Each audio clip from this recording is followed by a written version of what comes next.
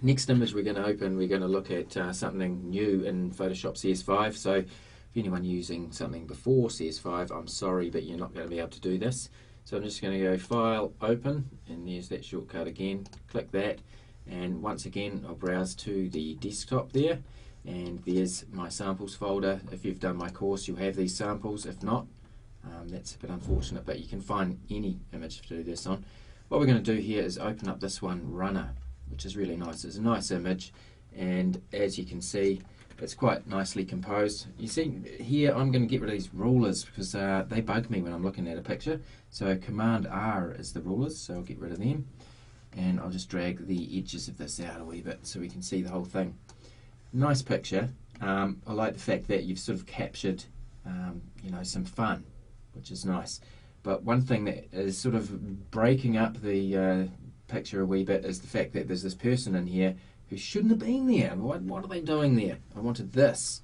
So basically what I'm going to do is show you this new feature in Photoshop, and yeah, we're going to get rid of that person.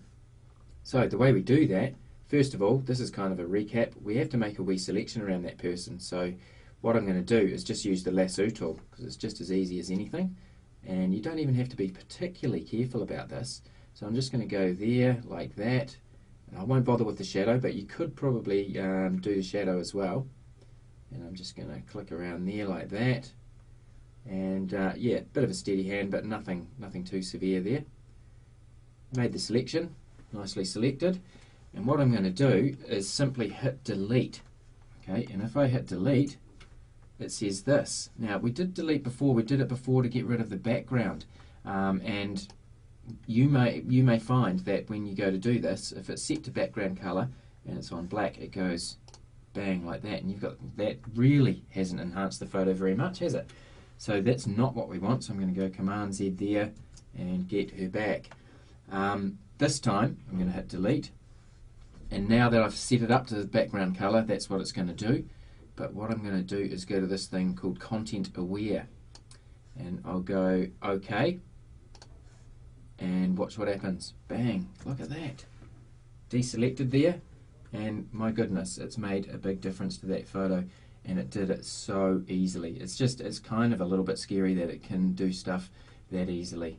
So that's Content Aware Fill. So I'm just going to run through that again so that you can see the whole process. So first of all, you've got an image, you like it, but there's something in it that's sort of troubling you to some extent. That person there is troubling me to some extent, and what I'm going to do is make a selection around there, and I'm not being particularly careful.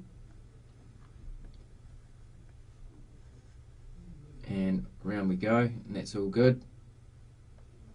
Now this is not always going to work perfectly for you. You've just got to realise that Photoshop's not magic, but it's getting very clever.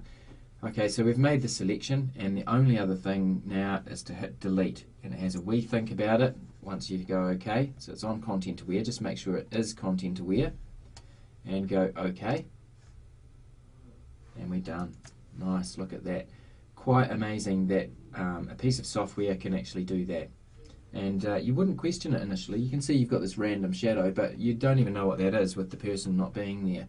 So it doesn't matter too much. So that's the Content Aware Fill, new feature in CS5. It's brilliant.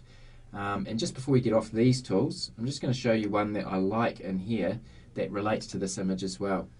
It's this one, the ruler tool. It's quite strange. The only one that I really use in there, ruler tools. Occasionally I'll use the eyedropper, but the ruler tool, I'll use that in order to get the image composed a bit better. Now if we look at this image, you can see that the horizon is on an angle.